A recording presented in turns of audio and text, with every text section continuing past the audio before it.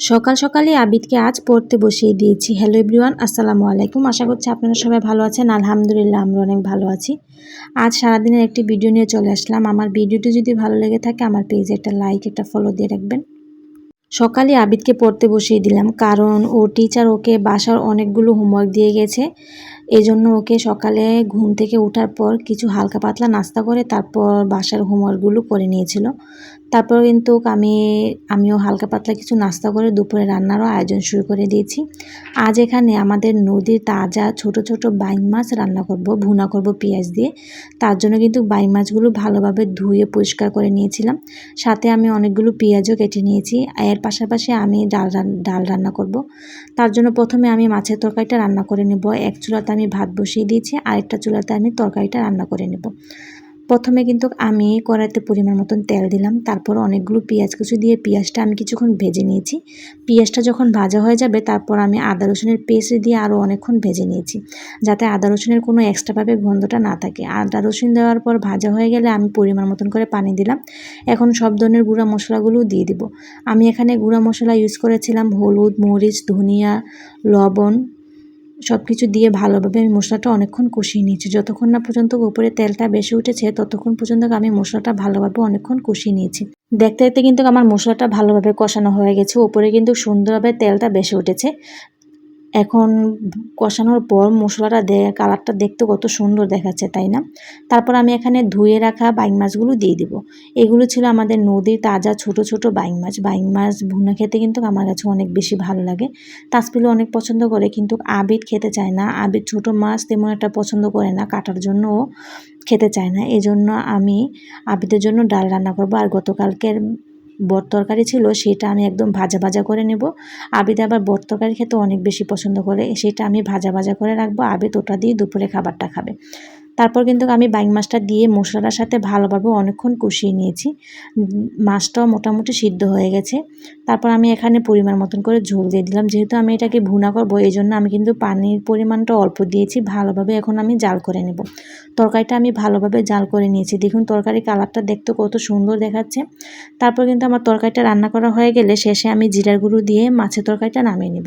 Buying মাছটা একটু মাংসর মতন করে রান্না করলে খেতে কিন্তু অনেক বেশি মজা হয়।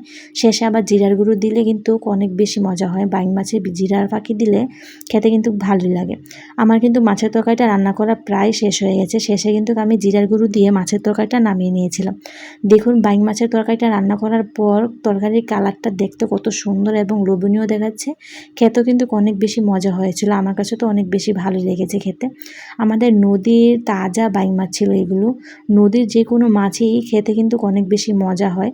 আর আমরা তো নদীর পাশেই থাকি, আমাদের নদী থেকে তাজা তাজা মাছ নিয়ে এসে আমার বাবা আমাদের সবসময় খাইয়ে থাকে। মাছগুলো খেতে কিন্তু অনেক বেশি মজা হয়েছিল।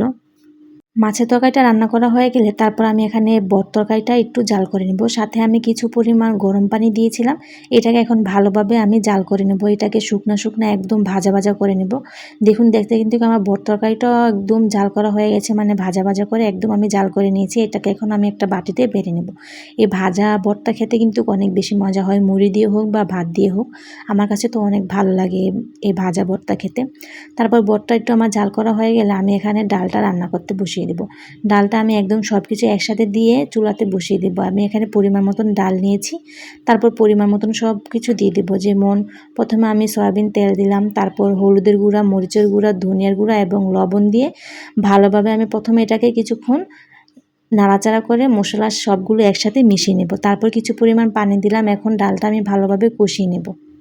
ডালের সাথে কিন্তু আমি পেঁয়াজও দিয়েছিলাম কিছু। এরপর আমি কিছু পরিমাণ পানি দিয়ে এখন ভালোভাবে ডালটা অনেকক্ষণ কষিয়ে নেব। ডালটা এভাবে রান্না করলেও খেতে কিন্তু অনেক বেশি মজা হয়। আমাদের কাছে তো ভালোই লাগে, আমরা সবভাবেই ডাল রান্না করে থাকি। কিন্তু বেশিরভাগই এই সব কিছু মশলা দিয়ে একসাথে মশলা দিয়ে আমি ডালটা রান্না করতে বসিয়ে দিই। এখন আমি ডালটা ভালোভাবে অনেকক্ষণ কষিয়ে নিব। কষানো হয়ে গেলে তারপর আমি এখানে পরিমাণ মতন করে পানি দিয়ে দেব। পানিটা দিয়ে আমি এটাকে ভালোভাবে জাল করে নেব, যাতে ডালটা ভালোভাবে সিদ্ধ হয়ে যায়। ঢাকনা দিয়ে আমি কিন্তু ডালটা রান্না করে নিয়েছিলাম।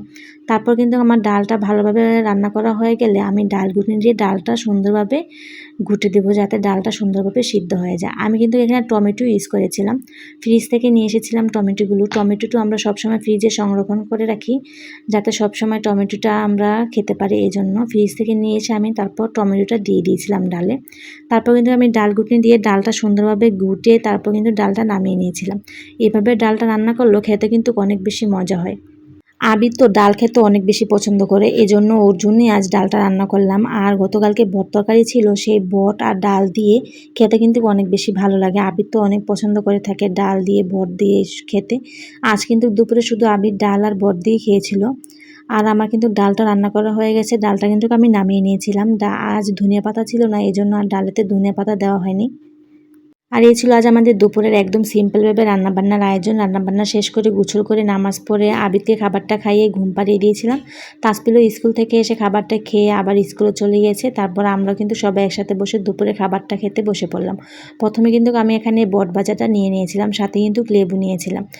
বট ভাজাটা কিন্তু গতকাল থেকে আজ খেতে অনেক বেশি মজা হয়েছিল, আমার কাছে তো অনেক ভালো লেগেছে। তারপর আমি এখানে বাইং মাছের তরকারিটা নিয়েছিলাম। বাইং মাছের তরকারিটা কিন্তু খেতে অনেক বেশি মজা হয়েছিল। মাছগুলো খেতে অনেক বেশি মজা ছিল, আমার কাছে তো ভালোই লেগেছে খেয়ে।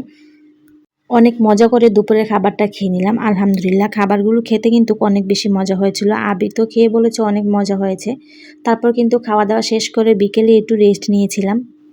বিকেলে মা ওরাও একটু হসপিটালে গিয়েছিল, হসপিটাল থেকে ফেরার পথে আমাদের জন্য কিছু সন্ধ্যার নাস্তা কিনে নিয়ে এসেছে। আমাদের এখানে একটি নতুন দোকান বসেছে, সেই দোকানে চাপ বিক্রি করেছিল, সেখান থেকে কিছু চাপ কিনে নিয়ে আসা হয়েছিল। চাপগুলো মোটামুটি খেতে ভালোই ছিল, প্রথম অনুযায়ী এত একটা খারাপ ছিল না। আমরা অনেক মজা করেই খেয়েছিলাম, বিশেষ করে তাসপিল আবির তো অনেক মজা করে খেয়েছিল। আর এই ছিল আজ আমাদের সারাদিনের একটি ফুল ভিডিও। আমার ভিডিওটি যদি ভালো লেগে থাকে আমাদের সাথেই থাকবেন, লাইক ফলো সাবস্ক্রাইব করে তানজিন আক্তার ব্লগের পাশেই থাকবেন। সবাইকে অনেক ধন্যবাদ।